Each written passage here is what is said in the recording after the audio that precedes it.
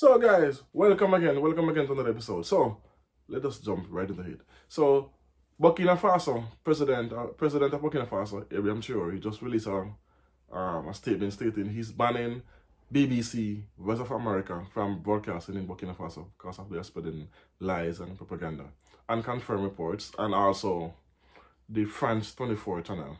So the HR group, which is an acronym for the Human Rights Watch group, just released a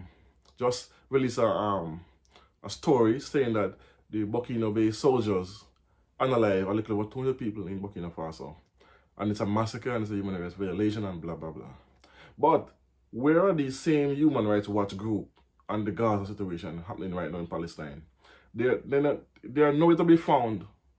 In Afghanistan, there was nowhere to find when they attacked Afghanistan. When um, Sarkozy and President Obama went into Libya and take out Gaddafi, there was nowhere to be found. But now you're gonna come at Burkina Faso, who are taking out insurgents to protect their country.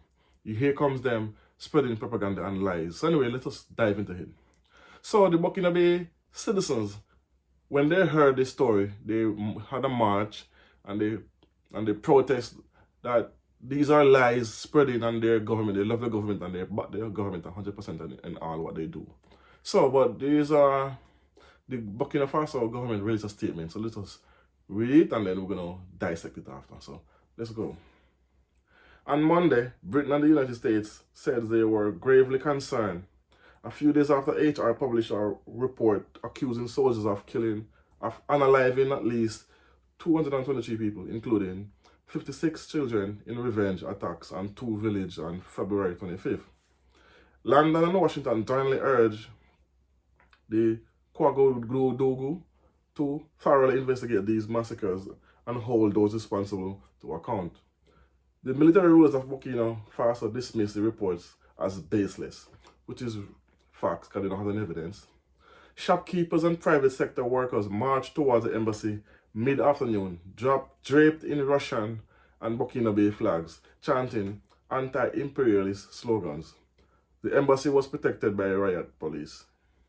We have come to deliver a message to the Americans to put an end to those accusations against our armed forces who are defending the country at the cost of their lives. Mohamedou Ouagadougou, spokesperson for the Burkina Franca I can't pronounce that, sorry about that, Liberation Federation of Pan-Africanists, which organized the demonstration. We are here, human rights defenders, when terrorists are massacring our population. What are they doing? Asked Hiladu Ouagadougou, a member of the Liberation Freedom. The West African nation has been battered by jihadist insurgents that swept in from neighboring Mali in 2015. Thousands of civilians, troops, and police have been unalived. 2 people have fled their homes, and anger within the military at the mountain tolls sparked 2 coups in 2022. So guys, there you have it. That's what was released from the government, and they are saying, where were these said group when Burkina Faso citizens was being unalived on a mass scale? There was nowhere to be found. There was no one to come and protect them. Even when the Americans and the French army was in Burkina Faso, this was still going on at a higher level with more people unaliving, more people going missing, more people being kidnapped, even with their satellites, their drones.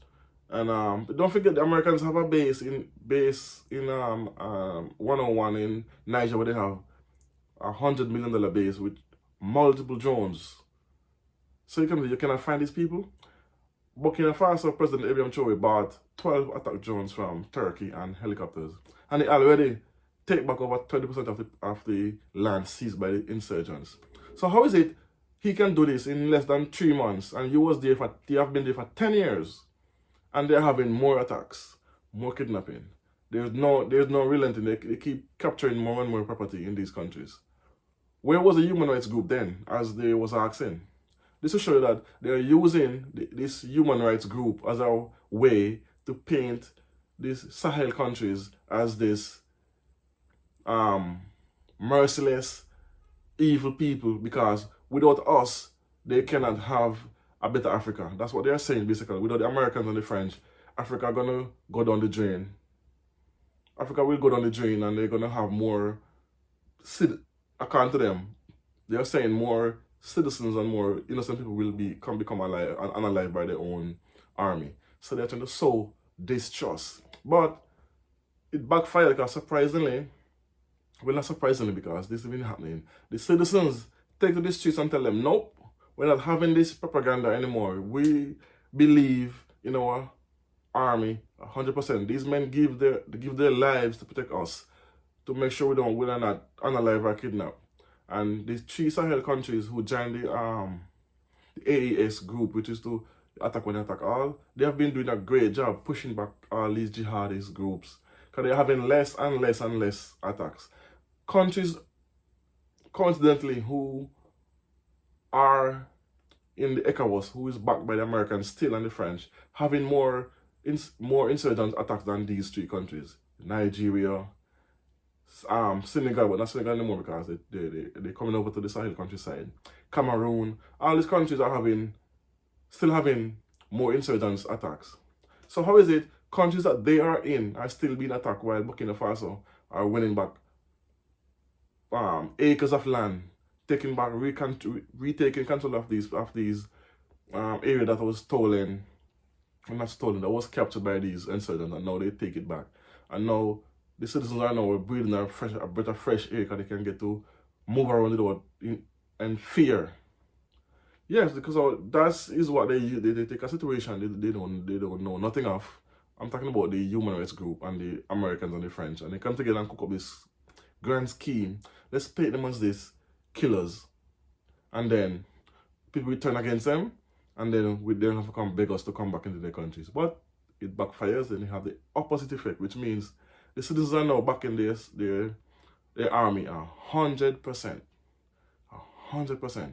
And that is what tipping them off. They now coming to realizing the fact that these people stand by the government, which is, they don't have this kind of support in their country.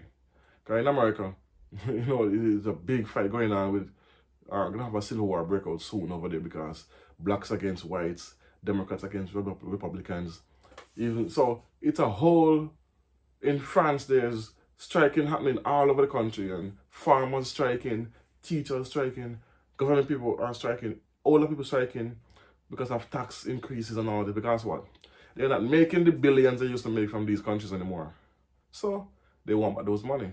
So that's some of the reasons for them to be painting these countries as these lawless places. But anyway, that's just a gist of it. I don't want to go on mumbling for too long. I will continue the whole line. So let me know what you think about this in the comment section, what you think of what's happening and what Ibram Traore did by banning the BBC and the Voice of America and the France 24 channel from regurgitating this propaganda, this massacre that never happened, which you don't have any evidence of.